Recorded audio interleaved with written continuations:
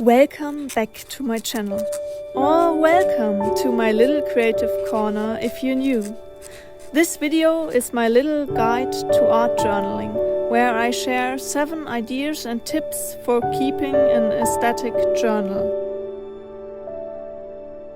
First, let's talk about my favorite materials to use in my art journal on an everyday basis.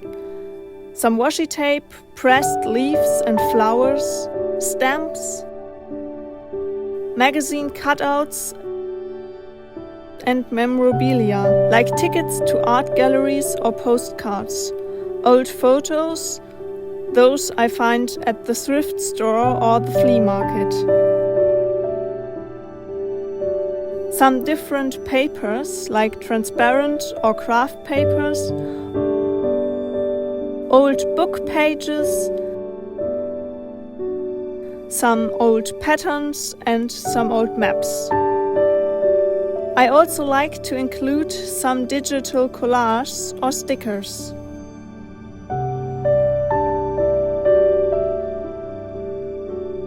Now on to my first tip for today.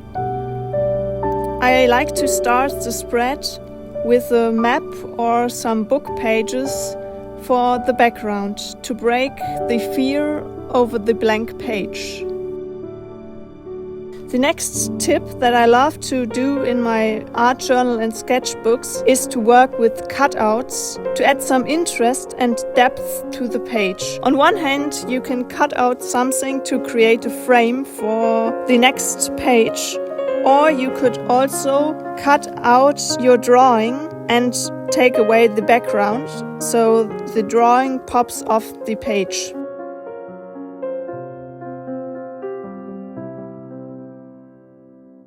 Tip number 3 is include some quotes or dictionary entries in your pages. Most of the time I also use them as kind of a journaling prompt, where I create the rest of the spread around the quote or the dictionary entry, like I did here with the definition of wanderlust.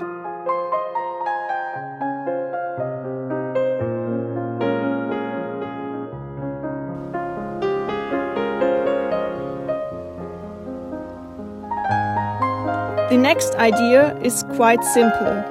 Use a different direction for your writing, like I do here with the circle.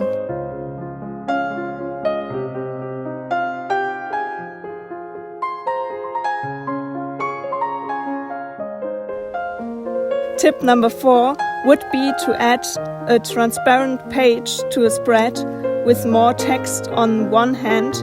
You can add some text onto a drawing, or you can add pressed leaves or flowers or some stamps onto your writing and use it as the background. But you will be still able to read your journal entry later. Transparent paper definitely has to be one of my favorite materials to art journal.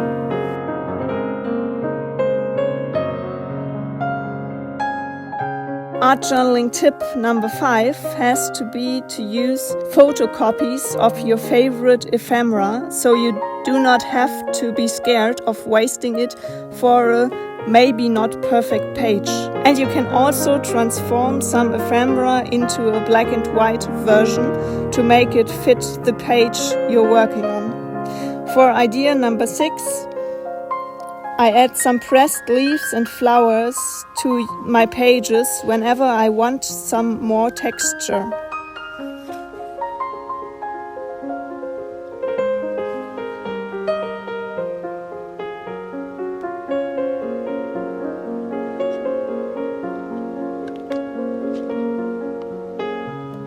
And my final tip for today is to use some big magazine cutouts to get an interesting background or starting point for your art journal spread.